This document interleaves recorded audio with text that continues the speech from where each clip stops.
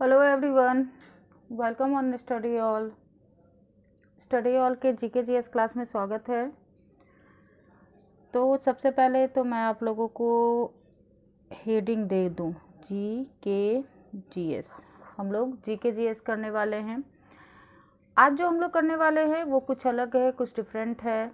जैसा कि पिछले कुछ क्लासेस में हम लोग क्या कर रहे थे, तो 4 ऑप्शंस वाले क्वेश्चंस आपको दिए जा रहे थे, अर्थात ऑब्जेक्टिव्स आपको दिए जा रहे थे जो कि ऑलरेडी एग्ज़ाम में पूछे जा चुके थे। और अभी जो आप लोगों के लिए एक नया सेशन लाया गया है जीके जीएस से संबंधित, उसमें क्या है, ये 1 लाइनर क्वेश्चन है। ठीक है, क्या है ये 1 लाइनर क्वेश्चन है। आज से जो हम लोग करेंगे वो 1 लाइनर क्वेश्चन होगा। अगर देखा जाए तो 1 लाइनर क्वेश्चन का अपना अलग इम्पोर्टेंस है। एंड 4 ऑप्शंस से रिलेटेड जो क्वेश्चंस होते हैं, जिसको कि ऑब्जेक्टिव टाइप क्वेश्चन कहा जाता है, जो कि आपके एग्जाम के फॉर्मेट के अनुकूल रहता है, वो भी बहुत ही महत्वपूर्ण है। लेकिन इसका इम्पोर्टेंस बस इतना होता है कि आप जो है जब कंफर्म होते हैं कि हाँ इसका आंसर यही होगा, तभी आप इसका आंसर दे सकते हैं। ठीक है, 1 लाइनर क्वेश्चन का। लेकिन 4 ऑप्शंस वाले जो रहते हैं, आपके ऑब्जेक्टिव टाइप्स वाले जो क्वेश्चन रहते हैं, उसका सबसे एक बड़ा बेनिफिट क्या होता है ना, कि थोड़ा सा भी अगर आपको उसके बारे में हिंट मालूम है तो आप वो 4 ऑप्शंस को देख करके या 2 छांट दिए, 3 छांट दिए और एक का आंसर कर लिए। लेकिन इसका इंपॉर्टेंस क्या है कि जब तक आपको 110% नहीं पता है, 100% नहीं पता है कि इसका यही आंसर होगा, तब तक आप उसको आंसर नहीं कर सकते। यही होता है ना। तो इससे क्या होता है कि आपका जो कॉन्फिडेंस लेवल है वो और भी ज़्यादा बढ़ जाता है। ठीक है, आपका कॉन्फिडेंस लेवल क्या होता है, बढ़ जाता है। और हम लोगों को एग्ज़ाम के लिए बस यही चाहिए कि आपका कॉन्फिडेंस जो है वो कितने लेवल पे है और आपको अभी उसको कितना और बढ़ाना है। ओके, तो चलिए बहुत बातें हो गई, शुरू करते हैं आज के क्वेश्चंस को। जैसा कि देखते हैं कि आज का क्वेश्चन हमारा क्या है। आज का क्वेश्चन आपका कहता है कि आज का क्वेश्चन है हमारा जनगणना। जनगणना, ठीक है, जनगणना किस संघ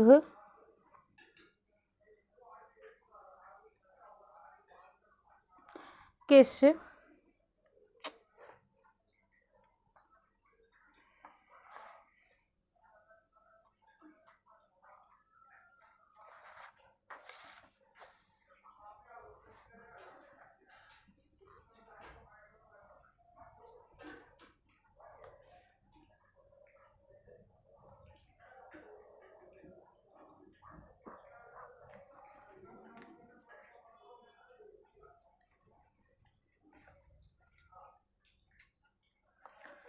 तो चलिए क्वेश्चन शुरू करते हैं।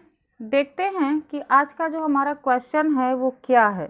ठीक है, आज का जो पहला क्वेश्चन है वो मैं आपके लिए लिखने के लिए जा रही हूँ, तो ध्यान से देखेंगे। क्वेश्चन है हमारा कि जो जनगणना है, जनगणना, ठीक है, जनगणना किस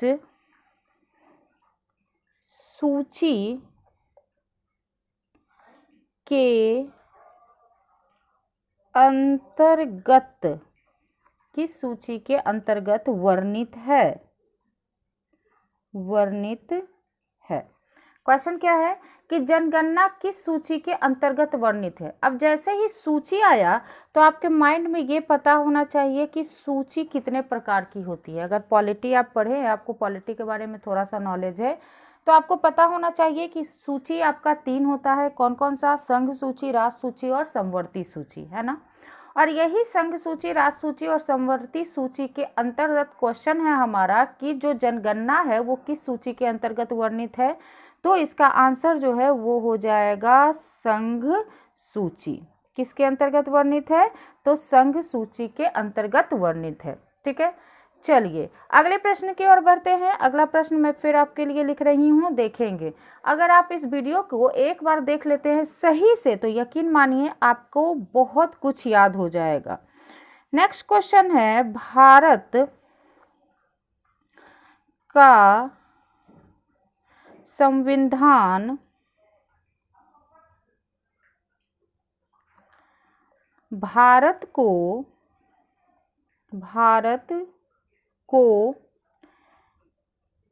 किस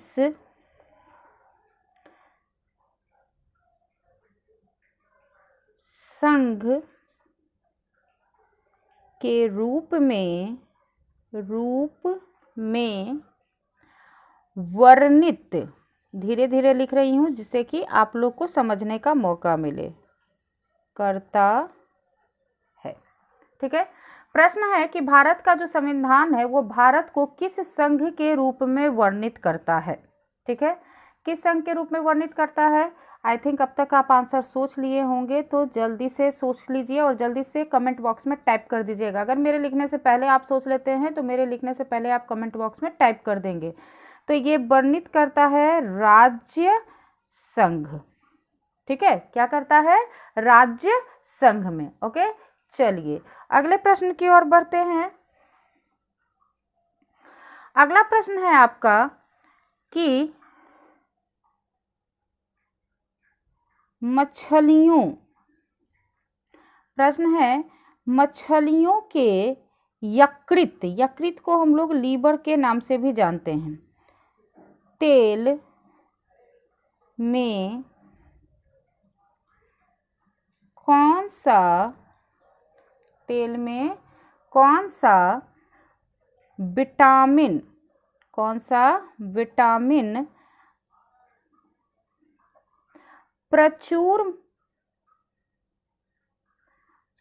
विटामिन की, बेहतर रहेगा, विटामिन की प्रचुरता होती है। ठीक है, प्रश्न क्या है, तो प्रश्न है हमारा कि मछलियों के यकृत तेल में, जिसको यकृत को क्या कहा जाता है, लीवर। बहुत सारे बच्चे हैं जिनको कि थोड़ा सा हिंदी समझने में दिक्कत होती है तो उनको नहीं समझ में आता है। ठीक है, तो प्रश्न है कि मछलियों के यकृत के तेल में कौन सा विटामिन की प्रचुरता होती है। जो साइंस के स्टूडेंट हैं उनको 1 सेकेंड का भी टाइम नहीं लगा होगा और वो सोच लिए होंगे कि इसका आंसर क्या है। तो वो होता है आपका विटामिन, क्या होता है, विटामिन डी। ज्यादा मात्रा में क्या मिलता है, तो विटामिन डी मिलता है। ओके, चलिए अगले प्रश्न की ओर बढ़ते हैं। अगला प्रश्न फिर से लिख रही हूं आपके लिए, देखेंगे। क्षुद्र ग्रह, थोड़ा फनी टाइप का लग रहा होगा लेकिन जिनको मालूम है उनको कोई दिक्कत नहीं होगा। क्षुद्र ग्रह के बीच देखे जाते हैं, बताइए। क्षुद्र ग्रह फिल इन द ब्लैंक्स के बीच देखे जाते हैं। अच्छा, एक बात और बताएंगे, थोड़ा हम लोग इसके बारे में डिस्कशन कर ले कि ये जो क्षुद्र ग्रह है वो क्या है। ठीक है, थोड़ा सा मैं चेयर को आगे, टेबल को आगे कर लूं जिससे कि मुझे लिखने में अच्छा हो सके। ओके, ओ नहीं ये करना पड़ रहा है।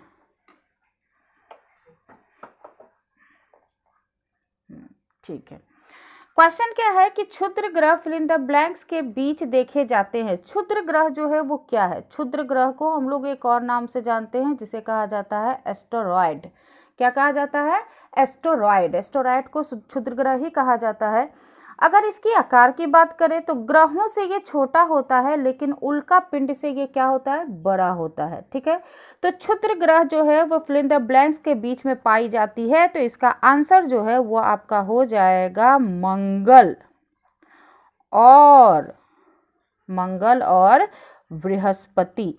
कौन कौन, मंगल और बृहस्पति। तो जो ये क्षुद्र ग्रह है वो मंगल और बृहस्पति के बीच में देखे जाते हैं।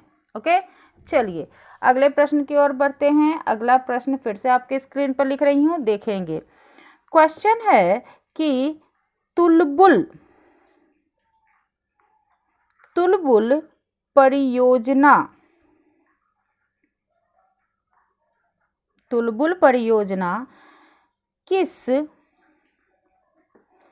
नदी पर है। ठीक है, प्रश्न है कि तुलबुल परियोजना किस नदी पर है। तो क्या आंसर होगा इसका, तो इसका आंसर हो जाएगा क्या, तो झेलम नदी। किस नदी पर है? तो झेलम नदी पर। अब इससे एक और प्रश्न निकलता है कि जो झेलम नदी है वो कहाँ है, मतलब कहाँ बहती है झेलम नदी, तो आपको पता होना चाहिए इसके बारे में। तो झेलम नदी जो है वो जम्मू कश्मीर में बहती है और ये परियोजना की शुरुआत आपका हुआ था 1987 में। ठीक है, इसके कार्य की शुरुआत कब हुई थी? 1987 में। ठीक है, चलिए काफी है इतना, अगले प्रश्न की ओर बढ़ते हैं। अगला प्रश्न है आपका कि बाबरनामा, क्वेश्चन क्या है? बाबरनामा के लेखक, बाबरनामा के लेखक कौन हैं? प्रश्न क्या है कि बाबरनामा के लेखक कौन हैं? ठीक है, तो आपको पता होना चाहिए कि पहले बाबरनामा क्या है। तो बाबरनामा जो है वो एक आत्मकथा है जिसको हम लोग बायोग्राफी कह सकते हैं, जो कि बाबर का है। तो बाबरनामा के जो लेखक हैं वो खुद कौन हैं? तो वो खुद हैं आपके बाबर। ठीक है, बाबरनामा के जो लेखक है वो खुद कौन है? तो वो खुद है बाबर। एंड बाबरनामा को एक और नाम से जाना जाता है जिसको कहा जाता है तुजुके बाबरी। क्या कहा जाता है? तुजुके बाबरी। ठीक है, इसको लिखा गया था किस भाषा में? तो तुर्की भाषा में। बाबरनामा को किस भाषा में लिखा गया? तुर्की भाषा में। अच्छा, बाबर का जन्म और मृत्यु कब हुआ था ये आपको पता होना चाहिए। तो बाबर का जो जन्म हुआ है वो हुआ है 1483 ईस्वी में। कब हुआ है? 1483 ईस्वी में। और इनकी जो मृत्यु है वो हो गया है आपका 1530 में। कब हो गया? 1530 में। ठीक है, चलिए तो इतना काफी है हम लोगों के लिए इस क्वेश्चन से संबंधित। अगला प्रश्न की ओर बढ़ते हैं। अगला प्रश्न ये रहा आपके स्क्रीन के ऊपर। क्वेश्चन कहता है आपका कि अंतरराष्ट्रीय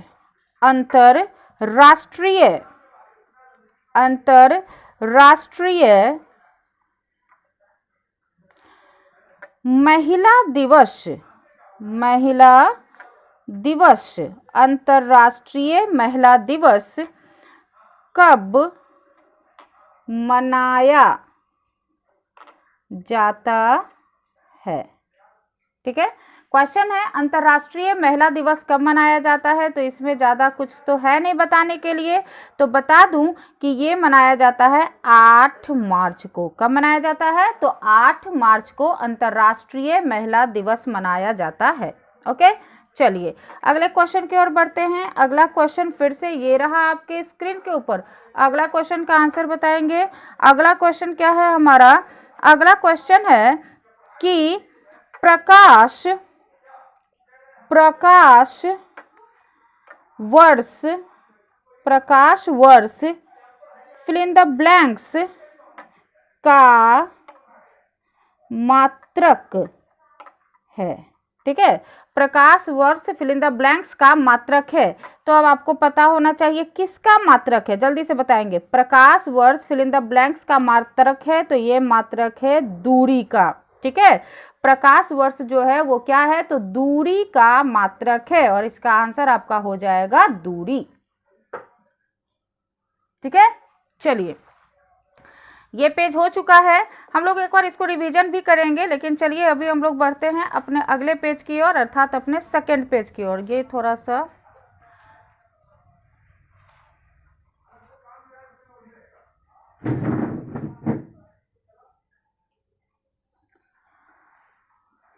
अगला प्रश्न क्या है देखते हैं। अगला प्रश्न फिर मैं आप लोगों के लिए लिख रही हूं, तो अगला प्रश्न देखेंगे। अगला प्रश्न हमारा क्या कहता है? कहता है कि मानव शरीर का सामान्य तापमान यानी ताप कितना होता है?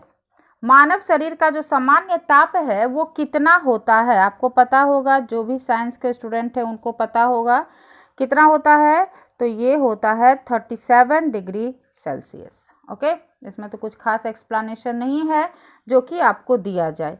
अगले प्रश्न की ओर बढ़ते हैं। अगला प्रश्न फिर से मैं आपके लिए लिख रही हूं, जल्दी से देखेंगे अगला क्वेश्चन क्या है कि अंतिम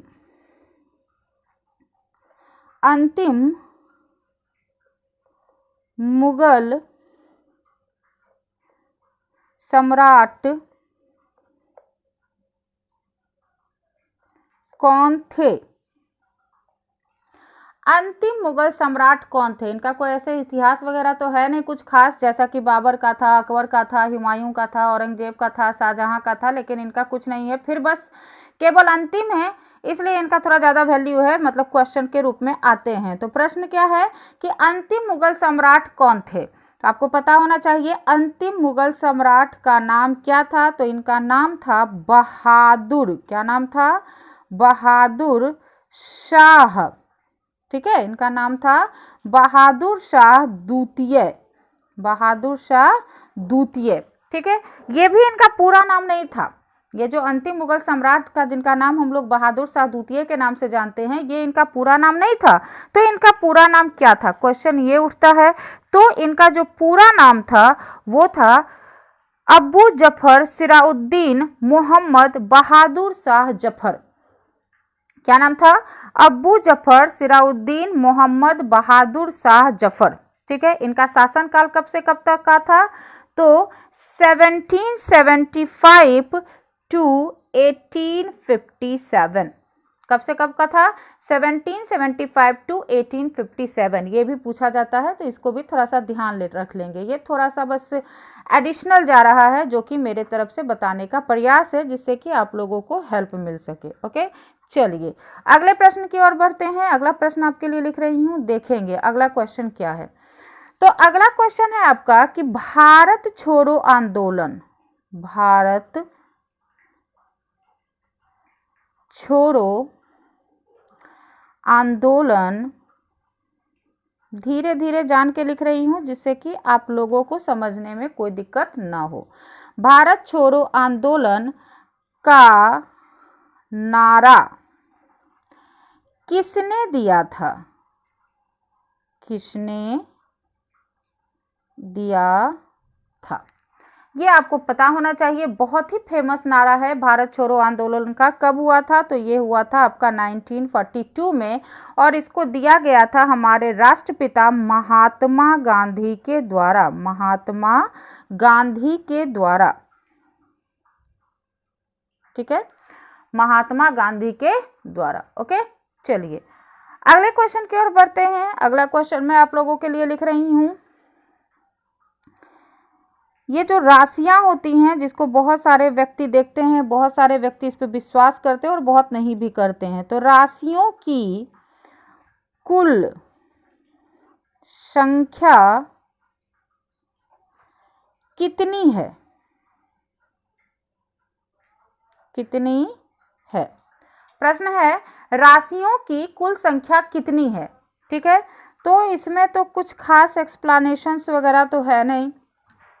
आपको पता होना चाहिए कि राशियों की कुल संख्या जो है वो होता है 12। ठीक है, जब आप लोग राशि पढ़ते होंगे ना सॉरी, किन्हीं का तुला होता है, किन्हीं का कन्या होता है, किन्हीं का सिंह होता है, तो उसको जब आप पढ़िएगा तो आपको पता चलेगा कि राशि की कुल संख्या जो है वो कितनी होती है। तो राशि की कुल संख्या होती है 12। ठीक है, नेक्स्ट क्वेश्चन है हमारा कि एंजाइम, जो तो आप सुनते ही होंगे, एंजाइम मूल रूप से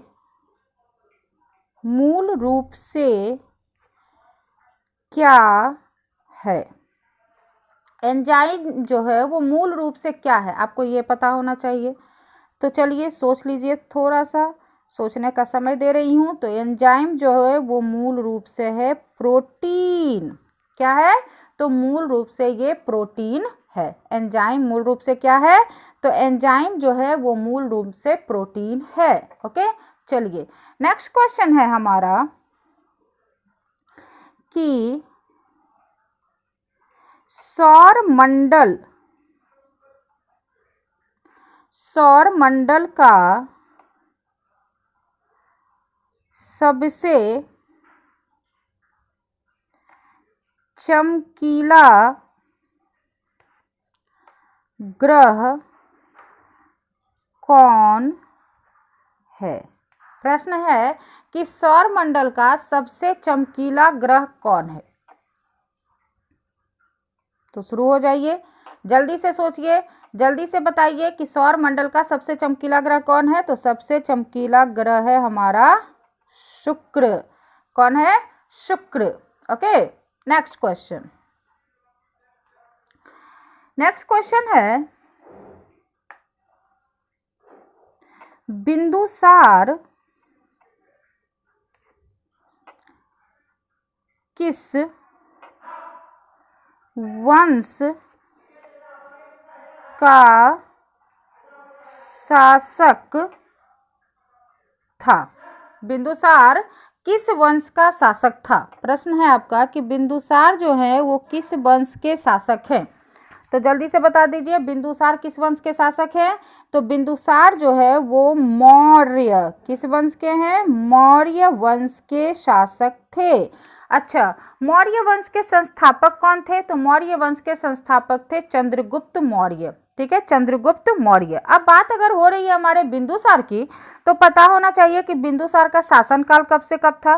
तो इनका शासनकाल था 298 से लेकर के 273 बीसी, अर्थात बिफोर क्राइस्ट। उल्टा चलता है, 298 से लेकर के 273 बीसी यानी कि बिफोर क्राइस्ट, ये था बिंदुसार का शासन काल। कौन थे ये? तो ये थे चंद्रगुप्त मौर्य के पुत्र, और इनके पुत्र थे सम्राट अशोक, जो कि बहुत ही प्रसिद्ध और बहुत ही फेमस, बहुत ही प्रतापी सम्राट थे।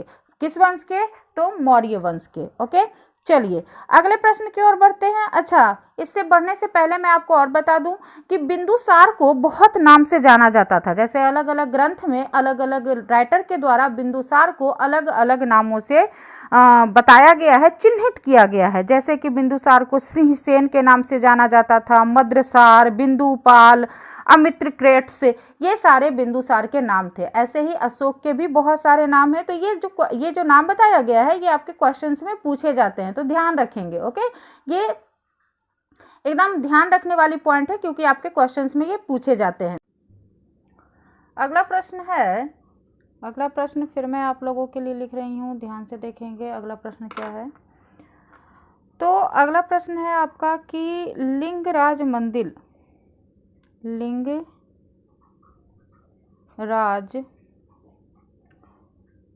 मंदिर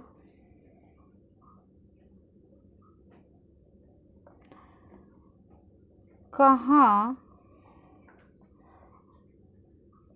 स्थित है? ठीक है, अगला प्रश्न है, लिंगराज मंदिर कहाँ स्थित है? इतना समय काफ़ी है आप लोग के आंसर सोचने के लिए। तो आई थिंक आप लोग आंसर सोच चुके होंगे कि लिंगराज मंदिर कहाँ पे है। तो ये है आपका भुवनेश्वर में। कहाँ पे है? भुवनेश्वर में। ठीक है, अब प्रश्न ये उठता है, इससे एक और प्रश्न निकल रहा है कि भुवनेश्वर कहाँ है? तो भुवनेश्वर है आपका उड़ीसा में। तो अगर मान लीजिए कभी कभार ऑप्शन में अगर भुवनेश्वर के जगह पे आपको उड़ीसा दे दिया जाए तो ज़्यादा टेंशन लेने की ज़रूरत नहीं है। आपको पता होना चाहिए कि लिंगराज मंदिर जो है वो कहाँ स्थित है, तो भुवनेश्वर में स्थित है। और लिंगराज मंदिर में कौन से देवता विराजमान है, कौन से भगवान की पूजा होती है? तो वहाँ पे पूजा होती है भगवान शंकर की। ठीक है, नाम से भी पता चलता होगा। अगला प्रश्न है आपका कि मकाऊ, अगला क्वेश्चन है, मकाऊ की मुद्रा, मकाऊ की मुद्रा को क्या कहा जाता है? क्वेश्चन है, मकाऊ की मुद्रा को क्या कहा जाता है? ठीक है, तो सबसे पहले तो ये पता होना चाहिए कि पहले मकाऊ है कहाँ। तो मकाऊ जो है वो चीन का एक बहुत ही मतलब चीन का विशेष प्रशासनिक क्षेत्र है। चीन के मुख्य रूप से दो विशेष प्रशासनिक क्षेत्र हैं, मकाऊ और हांगकांग। तो प्रश्न हमारा ये नहीं है, प्रश्न है हमारा कि मकाऊ की मुद्रा को क्या कहा जाता है। तो चलिए अब मैं आपको बता दूं कि मकाऊ की मुद्रा को कहा जाता है पटाका। क्या कहा जाता है? पटाका। पटाका जो है वो मकाऊ की मुद्रा का नाम है। ओके, नेक्स्ट क्वेश्चन, अगले क्वेश्चन की ओर बढ़ते हैं। अगला क्वेश्चन आपके लिए लिख रही हूं, ध्यान से देखेंगे अगला क्वेश्चन क्या है। अगला क्वेश्चन है कि सिनेमा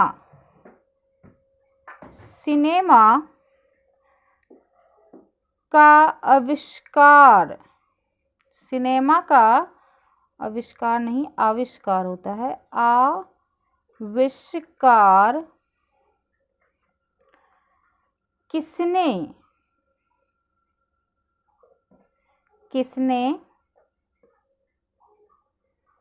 किया था। क्वेश्चन है आपका कि सिनेमा का आविष्कार किसने किया था, तो बताएं जल्दी से। आई थिंक सोच चुके होंगे। तो सिनेमा के आविष्कार दो व्यक्तियों ने किया था, एक थे निकोलस, कौन थे, निकोलस, और दूसरे कौन थे, तो दूसरे थे आपके जीन लूथिए। कौन थे, लूथिए। निकोलस और जीन लूथिए ने मिलकर के सिनेमा का आविष्कार किया था। ओके, चलिए अगले प्रश्न की ओर बढ़ते हैं। अगला प्रश्न मैं आप लोगों के लिए लिख रही हूं, तो अगला प्रश्न देखेंगे क्या है। अगला प्रश्न जो है वो क्या है कि पृथ्वी का एक मात्र उपग्रह कौन है। कौन है, सोच लिए होंगे। वन लाइन क्वेश्चन का यही है कि एकदम सडनली क्वेश्चन आप लिखा जाए और आंसर आपके दिमाग में आ जाए। तो एकमात्र उपग्रह कौन है, तो एकमात्र उपग्रह है चंद्रमा। कौन है, चंद्रमा। ओके, चलिए तो ये था आज का आपका क्वेश्चंस, जो कि पढ़ा चुकी हूँ, आपको आंसर बता चुकी हूँ। तो चलिए एक और जल्दी से क्विक रिवीजन कर लेते हैं हम लोग। पिछले जो भी पढ़े हैं उसका एक और हम लोग क्विक रिवीजन कर ले। जनगणना किस सूची के अंतर्गत वर्णित है, तो संघ सूची के अंतर्गत। भारत का संविधान भारत को किस संघ के रूप में वर्णित करता है, राज्य संघ के रूप में। अगला क्वेश्चन है आपका कि मछलियों के यकृत तेल में कौन सा विटामिन की प्रचुरता होती है, तो विटामिन डी की। क्षुद्र ग्रह फिल इन द ब्लैंक्स के बीच में देखे जाते हैं, किनके बीच में देखे जाते हैं, तो मंगल और बृहस्पति के बीच में। तुलबुल परियोजना किस नदी पर है, झेलम नदी पर। झेलम नदी कहाँ है, जम्मू कश्मीर में। अगला प्रश्न है आपका कि अंतर्राष्ट्रीय महिला दिवस कब मनाया जाता है, तो 8 मार्च को। एंड उसके बाद का क्वेश्चन है कि प्रकाश वर्ष फिल इन द ब्लैंक्स का मात्रक है, किसका मात्रक है, तो दूरी का। आपको करना क्या है कि जैसे ही मैं आंसर बताऊं वैसे ही आंसर जो है वो आपके जुबान पर आ जाना चाहिए, तब आप लोगों का असली रिवीजन होगा। ओके, चलिए अगले क्वेश्चन की ओर बढ़ते हैं हम लोग। अगला क्वेश्चन है कि मानव शरीर का तापमान कितना होता है, 37 डिग्री सेल्सियस। अंतिम मुगल सम्राट कौन थे, बहादुर शाह द्वितीय। इनका पूरा नाम भी बताए हैं तो याद कर लीजिएगा। इनका शासनकाल कब से कब था, तो 1775 टू 1857। अगला क्वेश्चन हमारा क्या है, बड़ा फेमस क्वेश्चन है, भारत छोड़ो आंदोलन का नारा किसने दिया था, तो भारत छोड़ो आंदोलन का नारा दिया था महात्मा गांधी ने। नेक्स्ट क्वेश्चन है, राशियों की कुल संख्या कितनी है, तो 12। राशियों की कुल संख्या कितनी होती है, 12 होती है। एंजाइम मूल रूप से क्या है, तो एंजाइम जो है वो मूल रूप से है आपका प्रोटीन। नेक्स्ट क्वेश्चन है, सौर मंडल का सबसे चमकीला ग्रह कौन है, तो शुक्र। सौर मंडल का सबसे चमकीला ग्रह कौन है, शुक्र है। एंड अगला क्वेश्चन है आपका, बिंदुसार किस वंश का शासक था, तो मौर्य वंश का, जिनका की शासनकाल 298 से 273 बीसी था। नेक्स्ट क्वेश्चन की ओर बढ़ते हैं।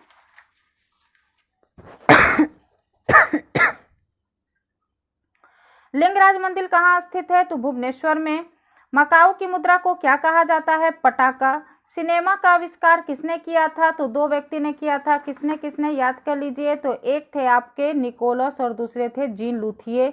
एंड पृथ्वी का एकमात्र उपग्रह कौन है, तो चंद्रमा। ठीक है, तो ये था आज का आपका वन लाइनर क्वेश्चन। बहुत ही जल्द हम लोग अगला वीडियो लेकर के आपके सामने आएंगे। Thank you for watching.